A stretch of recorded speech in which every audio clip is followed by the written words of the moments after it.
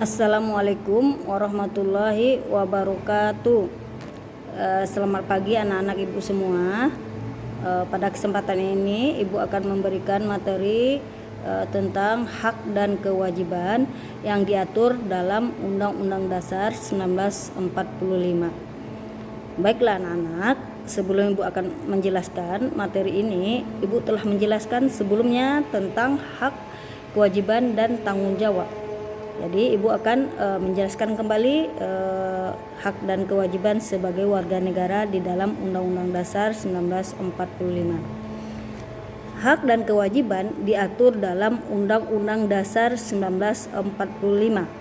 Di antaranya ada hak sesuai dengan pasal dan ayat. Ada beberapa pasal dalam Undang-Undang Dasar 1945 yang menerangkan tentang hak sebagai warga negara. 1. Pasal 27 ayat 1 yang berbunyi, setiap warga negara memiliki kedudukan yang sama di mata hukum. Yang kedua, pasal 27 ayat 2 yang berbunyi, setiap warga negara berhak atas pekerjaan dan penghidupan yang layak. Berikutnya pasal 28 yang berbunyi, setiap warga negara berhak untuk mengeluarkan pendapat. Berikutnya pasal 29 ayat 2 yang berbunyi, setiap warga negara bebas untuk memilih dan mengerjakan atau menjalankan agama sesuai dengan kepercayaan masing-masing. Berikutnya pasal 30 ayat 2. Ada 3 penjelasan di sini. Yang pertama itu adalah berbunyi, setiap warga negara berhak dalam usaha pembelaan negara.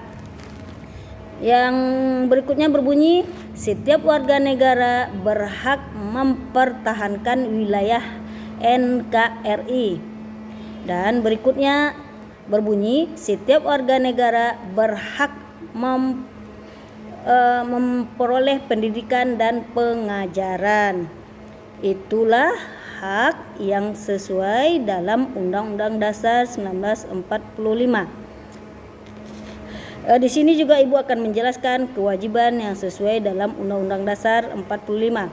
Di antaranya pasal 23A yang berbunyi, setiap warga negara wajib membayar pajak. Itu adalah kewajiban yang pertama yang sesuai dalam Undang-Undang Dasar 1945, yaitu pasal 23A.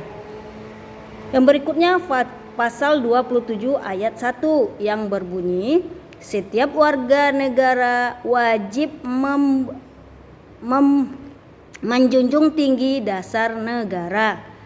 Dan pasal 30 ayat 1 yang berbunyi, setiap warga negara berkewajiban dalam membela dan mempertahankan kedaulatan negara.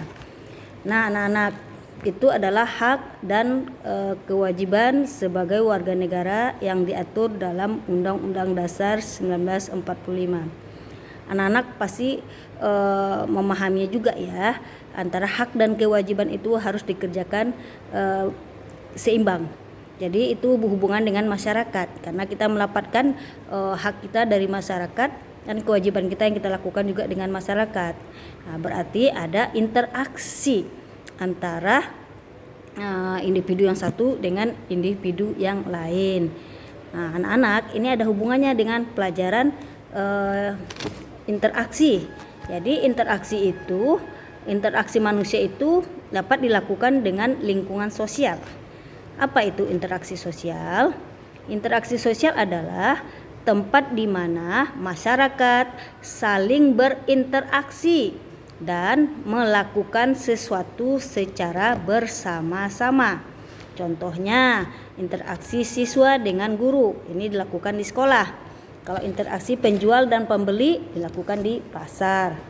Nah, selain itu, interaksi itu juga ada dilakukan dengan di lingkungan budaya, yaitu dalam kehidupan masyarakat, manusia harus berinteraksi dengan lingkungan budaya.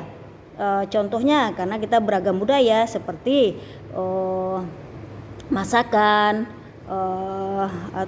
atau perilaku, aturan, nilai-nilai norma, kepercayaan, dan adat istiadat. Anak-anak tentu tahu setiap kita memiliki beberapa suku, tentu dalam masing-masing suku memiliki adat istiadat yang berbeda. Kita harus menghormati antara satu dengan yang lain. Mungkin seperti di Sumatera Barat adatnya seperti itu, sedangkan di Jawa mungkin adatnya tidak sama dengan Sumatera Barat. Jadi kita harus menyeimbangkan atau menghormati adat yang satu dengan adat yang lain. Selain itu, interaksi selain dengan lingkungan budaya, juga interaksi dengan lingkungan ekonomi. Secara umum, interaksi lingkungan ekonomi itu ditandai dengan adanya hubungan antara individu dengan lembaga yang menggunakan proses transaksi uang.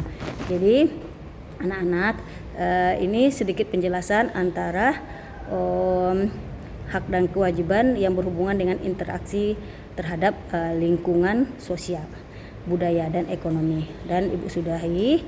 Assalamualaikum warahmatullahi wabarakatuh.